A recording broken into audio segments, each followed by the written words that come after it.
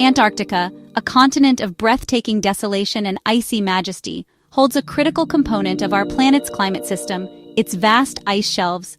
These are not mere patches of sea ice, rather, they are immense, thick plates of freshwater ice, floating upon the frigid southern ocean. Imagine colossal tongues of ice, hundreds of meters thick, extending from the land-based ice sheets far out to sea. They are born from millennia of snowfall, compressed over ages into dense crystalline ice, which then flows like an incredibly slow river towards the coast. These frozen ramparts, some the size of entire countries, have for eons stood as silent, steadfast sentinels at the edge of this polar wilderness, a seemingly permanent feature of our world. The role these ice shelves play is profoundly important, far exceeding their geographical confines. They act as immense natural dams or buttresses against the colossal ice sheets and glaciers that lie behind them on the Antarctic landmass. By exerting a restraining force, these floating shelves slow the glacier's relentless march to the sea. Think of them as giant brakes, preventing the unimaginable quantities of land-based ice from surging directly into the ocean. Without this crucial braking effect, the discharge of ice into the sea would accelerate dramatically, with profound consequences for every coastline on Earth. Their stability is, therefore, intricately linked to the stability of global sea levels, a delicate balance maintained for centuries. The creation of an ice shelf is a story written in slow motion, a testament to the patient power of nature. It begins high on the Antarctic plateau, where snowfall accumulates year after year, century after century. The sheer weight of overlying snow compresses deeper layers into dense firn and eventually into solid glacial ice. This ice, under immense pressure, begins to flow downhill, carving valleys and shaping the landscape beneath. Upon reaching the coast, if the conditions are right and the ocean is cold enough, this flowing ice does not simply break off. Instead, it continues to push outward, floating over the seawater, forming these expansive, protective aprons. The well-being of these frozen giants is not just a concern for the hardy wildlife that inhabits this polar realm, nor solely for the scientists who brave the extreme conditions to study them. The stability of Antarctica's ice shelves matters to us all, no matter where we live. They are a fundamental part of the Earth's intricate climate machinery. As we are beginning to witness with alarming clarity, when these guardians falter, the repercussions ripple outwards, affecting weather patterns, ocean currents, and, most critically, the level of the seas that lap against the shores of our towns and cities across the globe. Their fate is, in many ways, tied to our own. The seemingly invincible facade of Antarctic ice has, in recent decades, begun to show alarming signs of stress and failure. The Larsen Ice Shelf, situated on the Antarctic Peninsula, has served as a stark harbinger of change. In 2002, the Larsen B section underwent a catastrophic collapse, disintegrating into a myriad of icebergs in a mere 35 days, an area of 3,250 square kilometers, vanishing with breathtaking speed.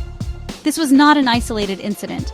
Later, in 2017, an enormous iceberg designated A68 and covering nearly 5,800 square kilometers, dramatically calved from the Larsen C ice shelf. Such events are not just spectacular natural phenomena, they are potent warnings of growing instability in these critical regions. More recently, and perhaps more disturbingly, the Conger-Glenser ice shelf in East Antarctica experienced a complete collapse in March 2022. This event was particularly significant because East Antarctica, which holds the vast majority of the continent's ice, was previously considered far more stable than its western counterpart. The Conger-Glenser shelf, though smaller than Larsen B at around 1,200 square kilometers, roughly 20 times the size of Manhattan, disintegrated over an astonishingly short period of just 9 days.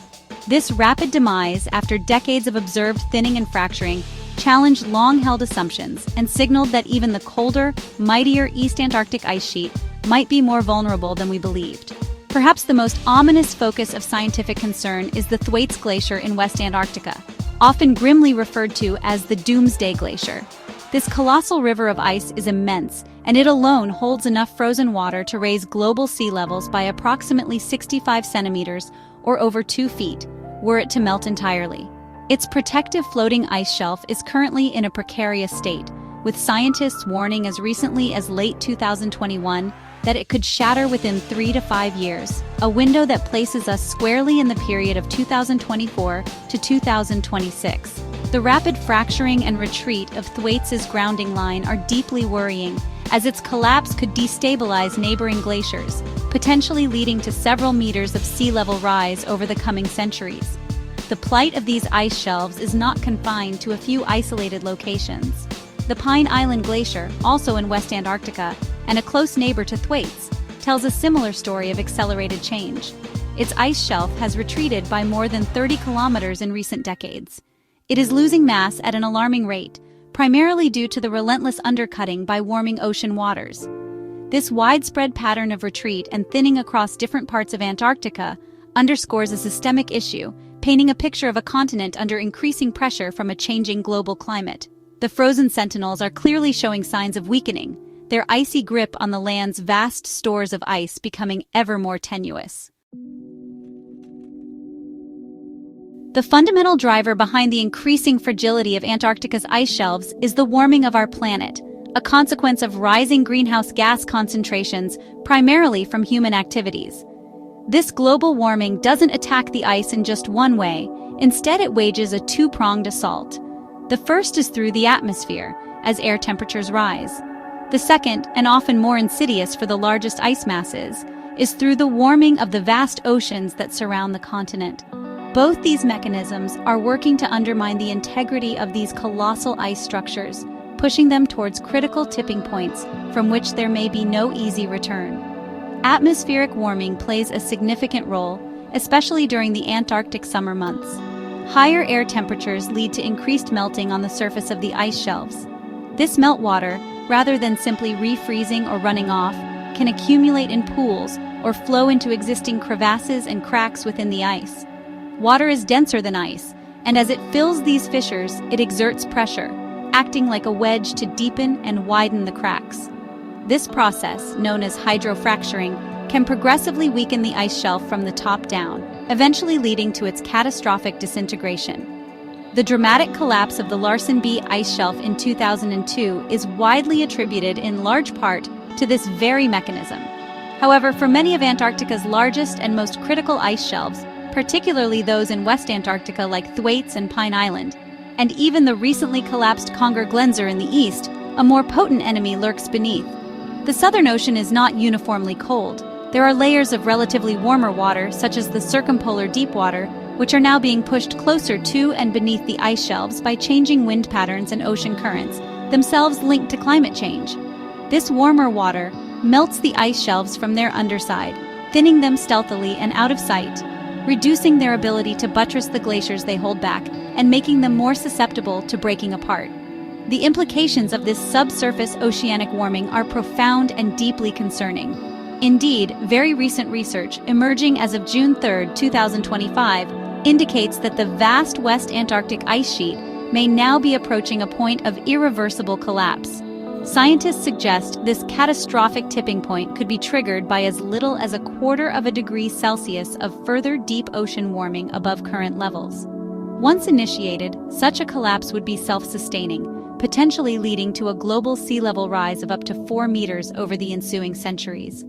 This stark warning highlights the incredible sensitivity of these ice systems to even subtle changes in ocean temperature, and the long-term, locked-in consequences of our current warming trajectory.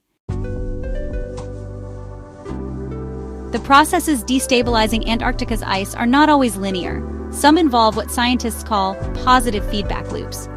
In simple terms, these are situations where an initial change triggers a series of knock-on effects that, in turn, amplify the original change, leading to an accelerating, often runaway process.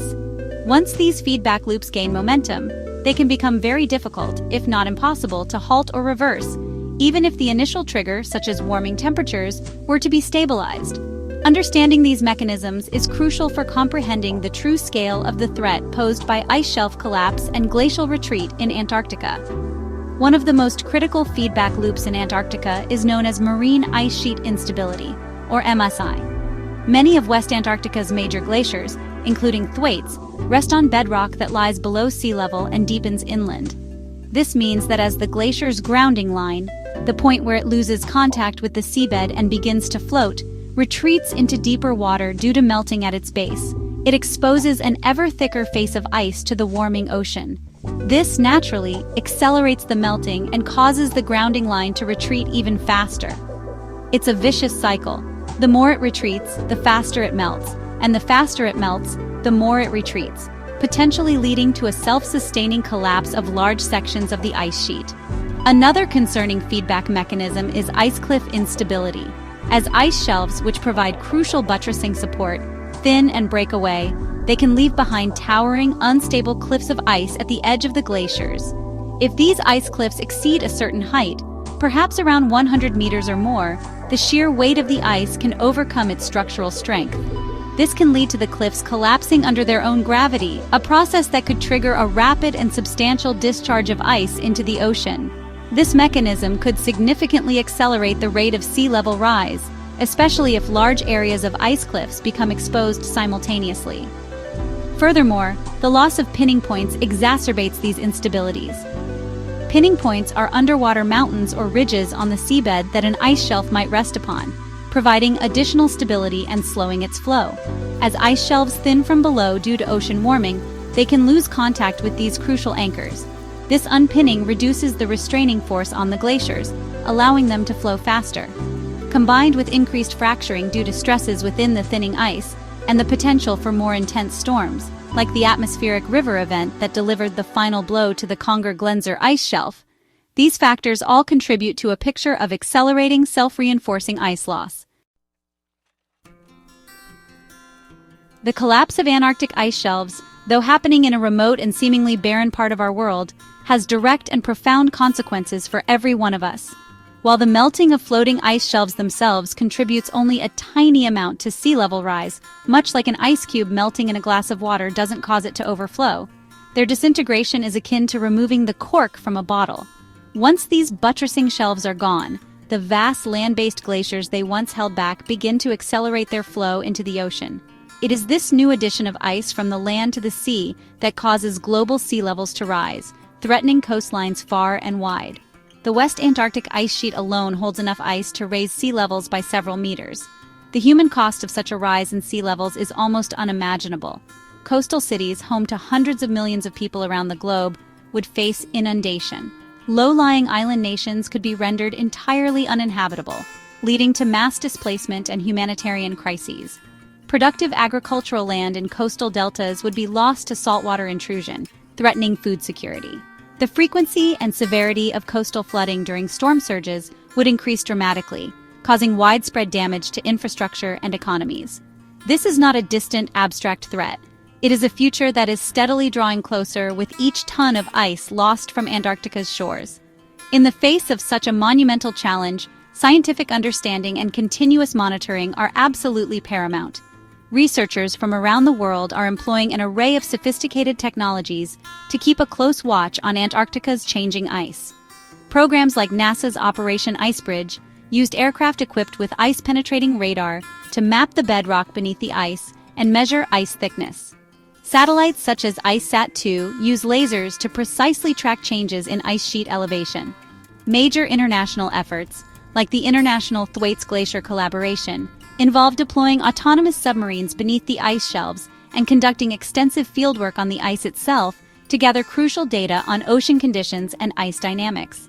The message from the ice is clear and unambiguous. The changes occurring in Antarctica are a direct response to the warming of our planet, and they carry grave implications for the future stability of our global environment. The fate of Antarctica's ice shelves, and by extension our world's coastlines, rests heavily on the choices we make today. Urgent and substantial reductions in global greenhouse gas emissions are essential to slow the warming and give these magnificent ice formations a chance to stabilize.